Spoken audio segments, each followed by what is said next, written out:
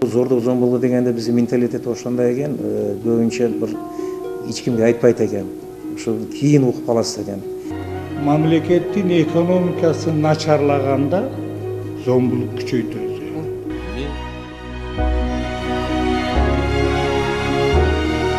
Мен де өзім қызматым боюнча айтсам, мен бул боюнча эми жаңы иш алып барып атам.